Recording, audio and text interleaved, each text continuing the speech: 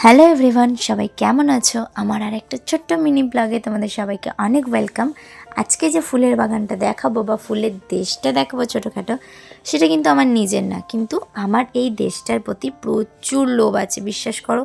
আমি এই কদিনে এটা বুঝেছি যে আমার হাতে খুব ভালো একটা গাছ হয় না, কারণ আমি হয়তো খুব ভালো করে গাছের যত্ন করতে পারি না, সেই জন্য।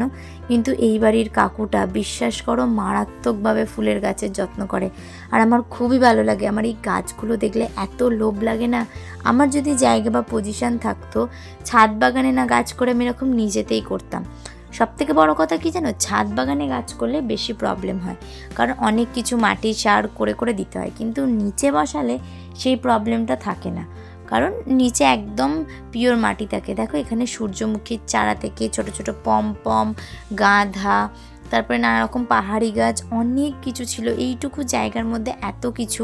আর কাকু আমাকে অনেক কিছু দিয়েওছে, কিন্তু পরবর্তীকালে এই গাছগুলো এখান থেকে চলে যায়, কারণ অনেক সবাই ফুল ছেড়ে নিচ্ছিলো, সেজন্য কাকুর আগে নিয়ে চলে যায় ওর বাড়ির ভেতরে। তো বাইরে শুধু জমির গাছগুলোই ছিল। আর এই গাঁদা গাছের শাড়িটা আমার এত পছন্দ, এখান থেকে 5টা গাঁদা গাছ আমি কিনে নিয়েছিলাম, কারণ আমার এত ভালো লাগছিলো গাঁদা গাছটাগুলো দেখে। বড় বড় গাঁদাগুলো দেখে আমার মনে হচ্ছিলো আমি এক্ষুনি ওগুলোকে জড়িয়ে ধরি। আমার ফুল খুবই ভালো লাগে, কিন্তু আমি নিজের সময়ের অভাবে করে উঠতে পারি না, বা নিজের বলো অলসতার কারণে করে উঠতে পারি না।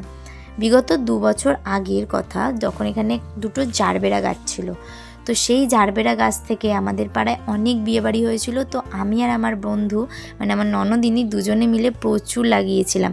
আর এবছর অনেক নতুন নতুন জিনিস দেখিয়েছে, মানে অনেক নতুন ফুল, দোপাটি থেকে শুরু করে এই হলুদ ফুলগুলো, এগুলো আমি নামই জানি না ভাই। তো সেইগুলো মধ্যিখানে দেখলাম 2টো বেগুন গাছও আছে। তোমাদের কার কার ফুল ভালো লাগে সেটা কমেন্ট করো। Bye bye.